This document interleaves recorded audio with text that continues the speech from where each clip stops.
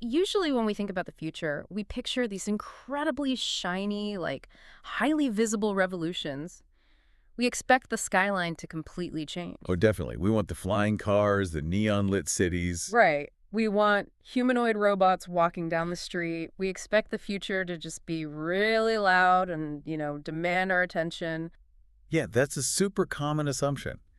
We tend to want our technological leaps to be something tangible, something we can point at and say, like, there it is, we have officially arrived in the future. Exactly. But if you look at the actual data, the reality of a massive technological shift is often much, much quieter. Right, because when you look at what actually happens when the future arrives, suddenly that neon skyscraper we imagine is just a massive windowless concrete box sitting out in fields somewhere in the Midwest. Yeah, it just blends in. It totally does. We're looking at a technological landscape today that is becoming increasingly invisible. It's fading right into the background. And, well, welcome to the deep dive. Glad to be here. Today, we are transporting you to a very specific moment in time, Wednesday, July 8, 2026. Which is such a fascinating date to look at. It really is. We've got our hands on a snapshot of the world from the Daily Tech Reader's 6 a.m. news brief for that exact day. And our mission here is to drop you right into the middle of 2026 to understand a world where the physical and digital realities are they're experiencing a total collision. And that collision is, it's really the overarching narrative we need to pull from these sources. Yeah. Because we aren't just looking at a siloed tech update today.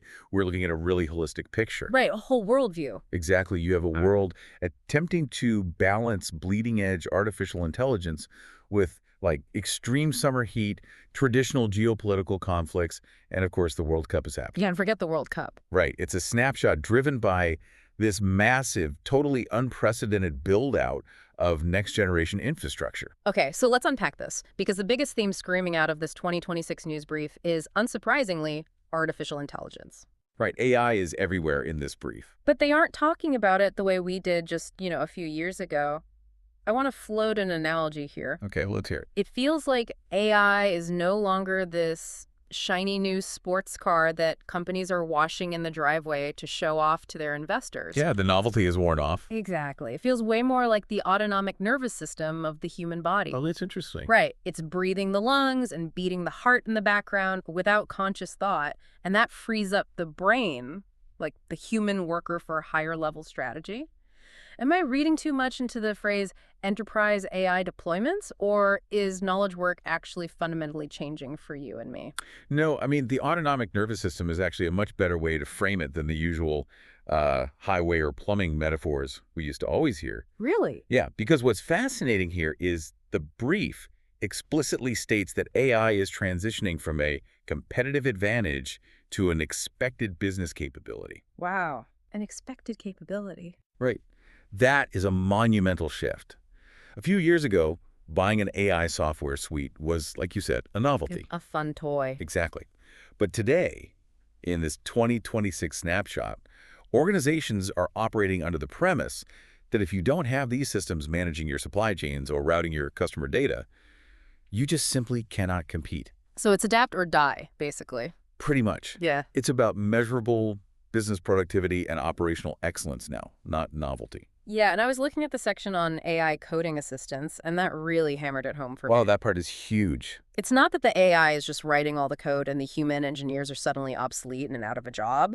It's that the AI is taking over the rote, boilerplate syntax generation. That's the critical distinction right there. The day-to-day friction of the job is just being absorbed by the infrastructure. Right. And what I find particularly interesting is how this ripples out into the broader economy.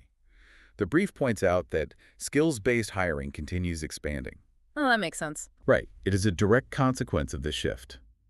If the AI is handling the routine coding, a company doesn't necessarily need a candidate who spent 4 years memorizing a specific programming language textbook. They need an architect. Yes, exactly. Like the system is building the house automatically. You don't hire bricklayers anymore. You hire the person who knows where the walls should go. Spot on.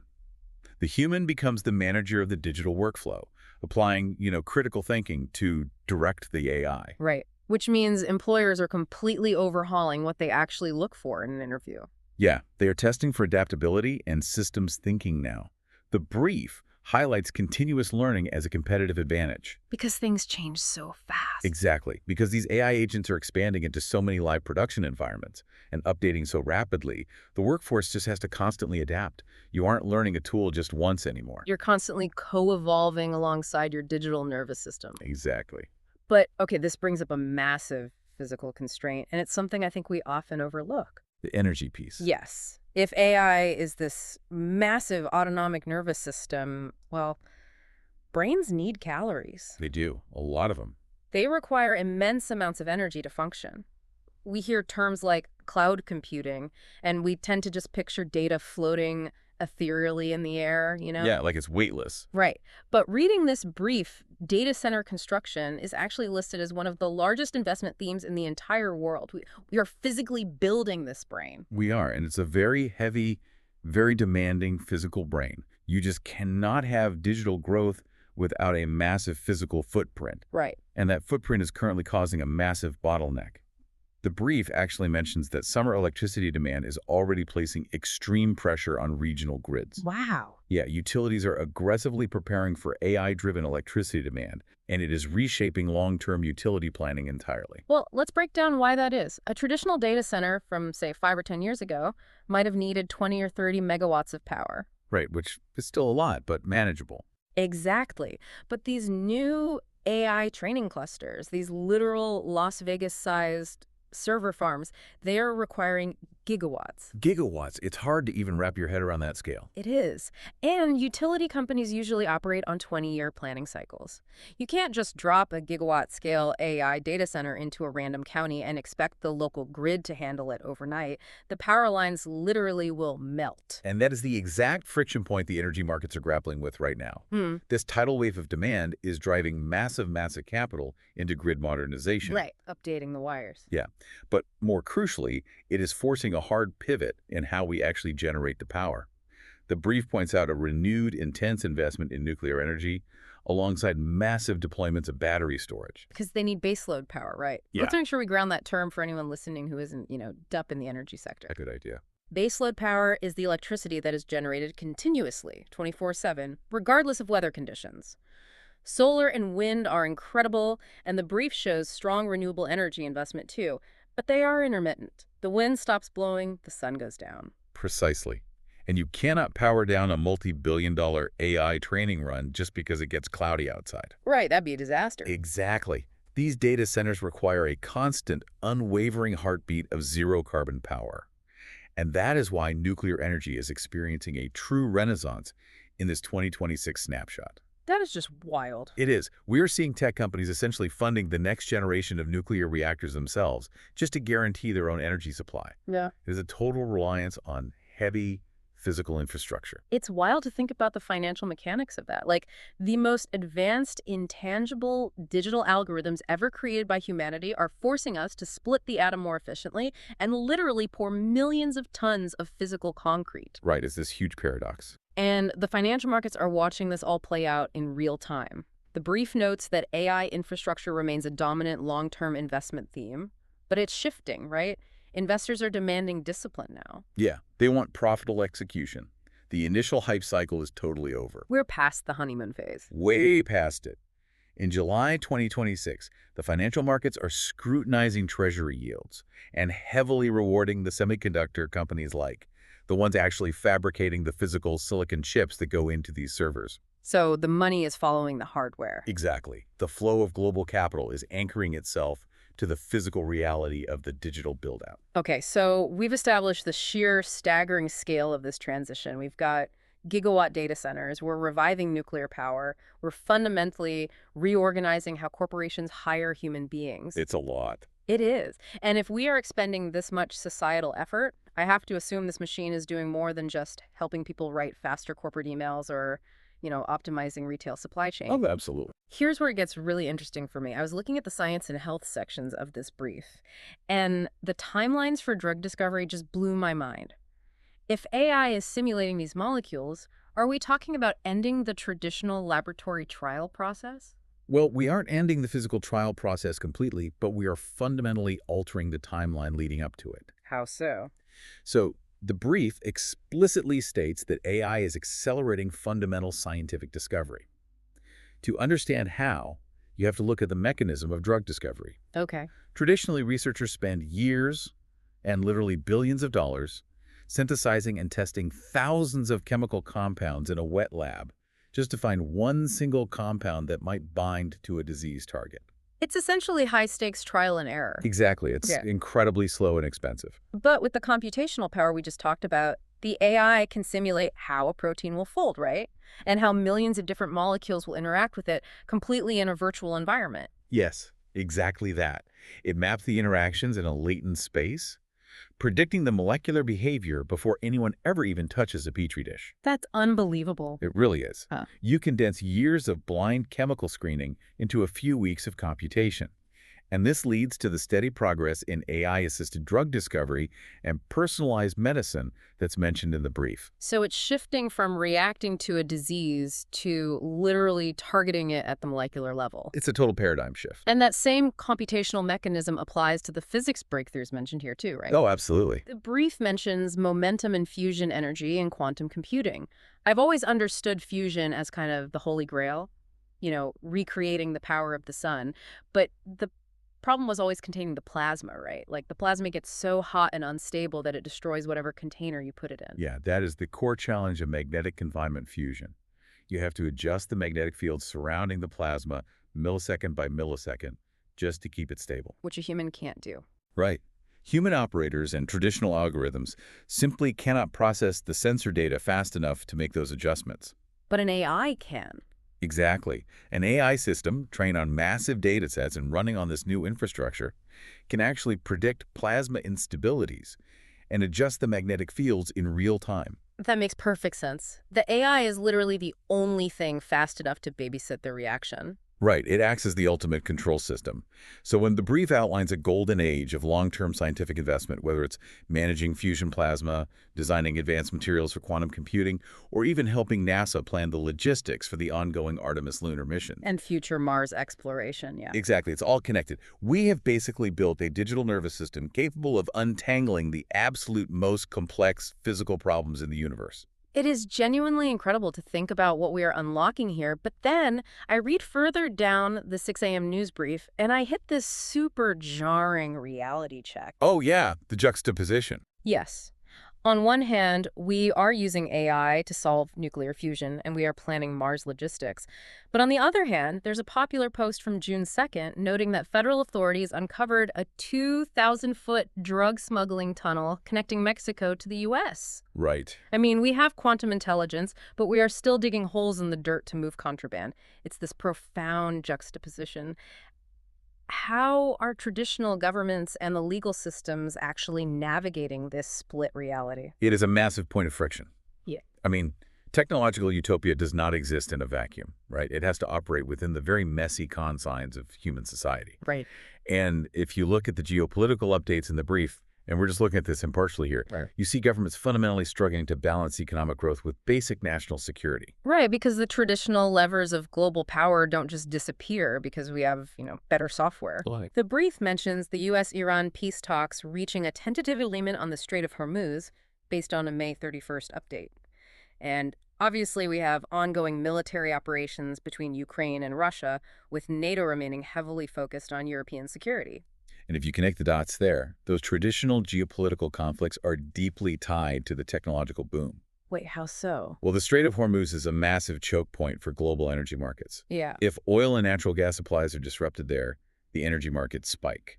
Oh, I see. And that immediately impacts the cost of powering the very data centers driving our digital economy. The new digital world is still inherently tethered to old world energy security. Wow, yeah. And the friction isn't just international, right? It's happening at the state and local levels with the technology itself. Oh, definitely. Look at the headline from June 1st. Florida became the first state to sue OpenAI over ChatGPT safety failures. Now, again, we aren't taking sides on the merits of the lawsuit itself, but it perfectly illustrates the legal growing pains of this era. It really does. It highlights the whole concept of liability in an automated world. Yeah.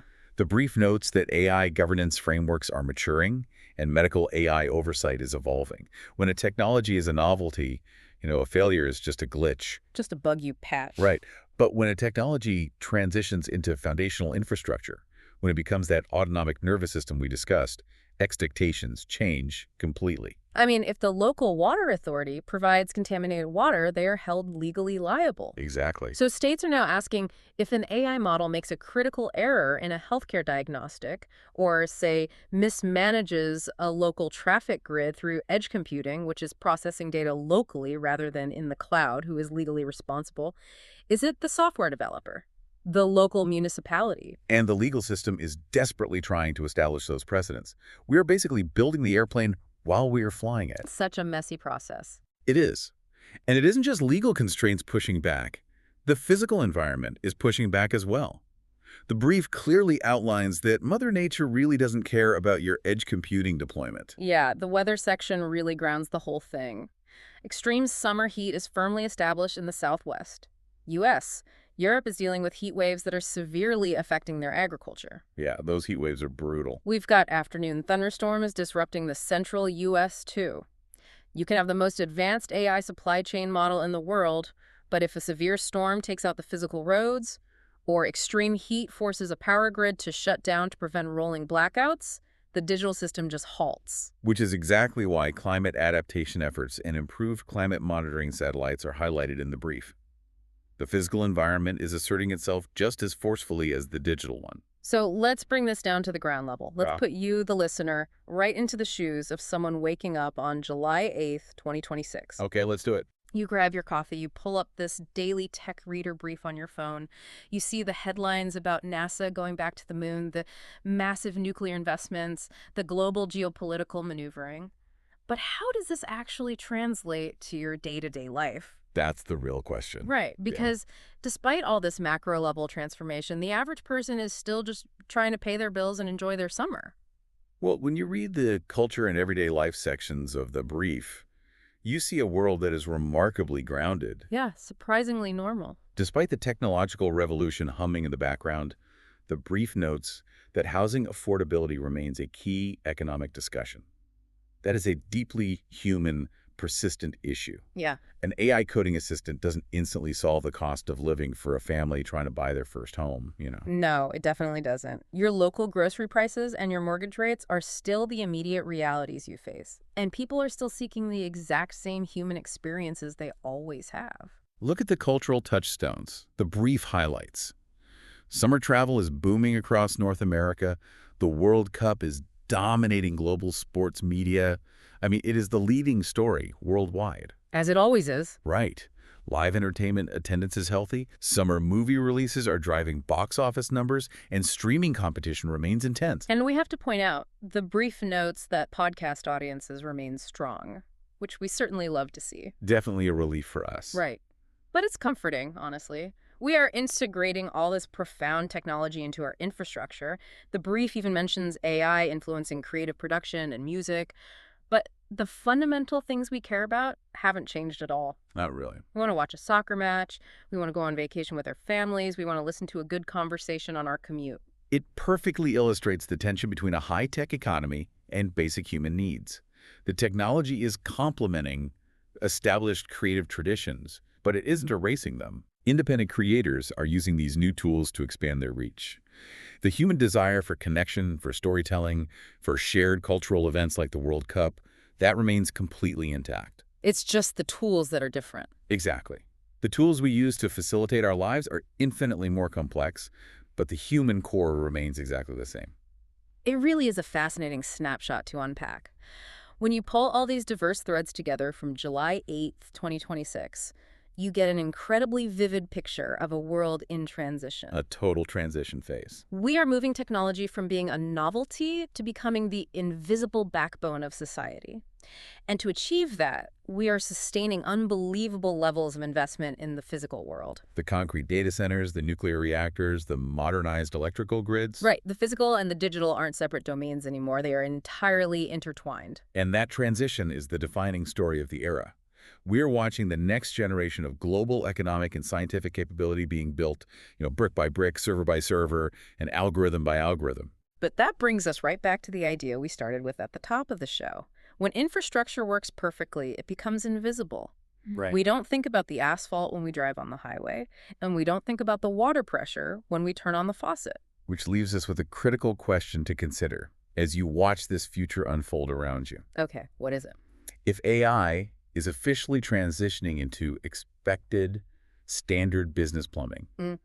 if it is becoming the autonomic nervous system of our society, what happens when it becomes completely invisible to us? Oh, wow. When we stop noticing it's there, and it is just quietly running our energy grids, managing our legal liabilities, and directing our scientific discoveries in the background? I mean, who is checking the system? That is a thought that will definitely stick with you. Thank you for joining us today as we unpacked this incredible snapshot of 2026. Keep questioning the invisible infrastructure around you, and we'll catch you on the next deep dive.